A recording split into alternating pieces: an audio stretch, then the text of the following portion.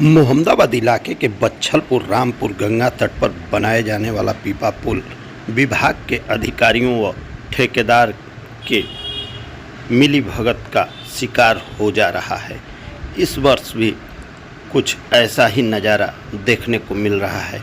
मोहम्मदाबाद इलाके के इस महत्वपूर्ण स्थान से गंगा पार के रामपुर, रेवतीपुर व जमानिया तहसील के विभिन्न गांवों, शेवराई तहसील के विभिन्न गांवों से होते सीमावर्ती बिहार तक आवागमन करने के लिए लोग इस पुल का प्रयोग करते हैं। लोक निर्माण विभाग खंड 3 की ओर से इस पुल का निर्माण कराया जाता है।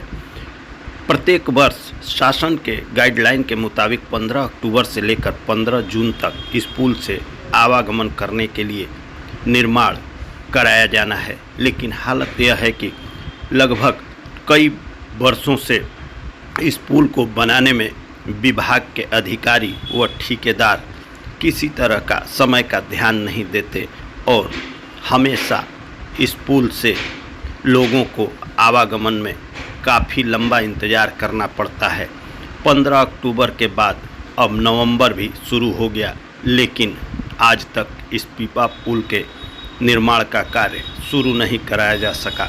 मजबूरी में लोग नाव से ही आवागमन कर रहे हैं। नाव से पैदल व दोपहिया वाहन सवार किसी तरह तो आवागमन कर ले रहे हैं, लेकिन जिनके पास 4 पहिया वाहन है या जो किसान दियारे में खेती कर रहे हैं, उनके कृषि यंत्रों, ट्रैक्टर आदि को ले जाने में करीब 40 किलोमीटर घूमकर गंगा पार हमीद सेतु से आवागमन करना पड़ रहा है।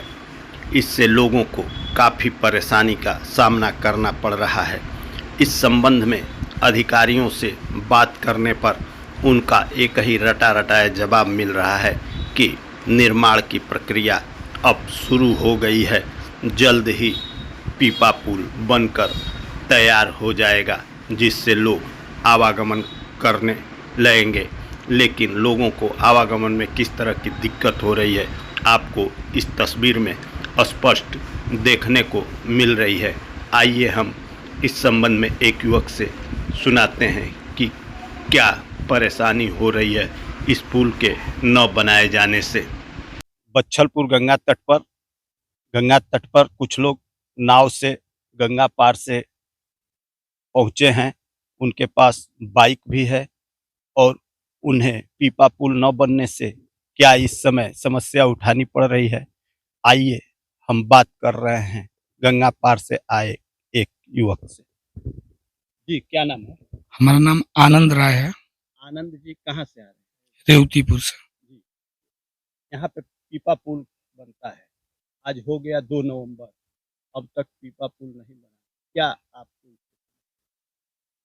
आने में तो मतलब जहाँ से हमको मतलब रामपुर से जहाँ से हम नीचे उतर रहे हैं, वहाँ बीच में यहाँ से लेके बीच तक पूरा रेत है, और रेत के बाद बीच में कुछ ऐसी जगह है जहाँ पे मतलब पीपा लगाने के लिए जगह छोड़ा गया।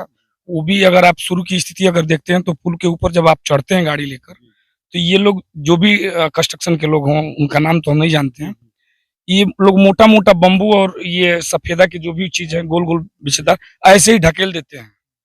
और मान लीजिए आने जाने वाले बाइक से जो लोग आते हैं, जो हल्के कलेजे के लोग हों, चाहे जैसे हाथ पे वगैरह लोग बोलते हैं, अगर उसको देख लेते हैं सामने से तो एक एक बीते का गैप होता है, स्पेस होता है उन बल्लियों के बीच में। गिरने का भय? पूरा एकदम भय क्या, आप देखेंगे तो समझ में आ जाएगा उस समय की स्थिति।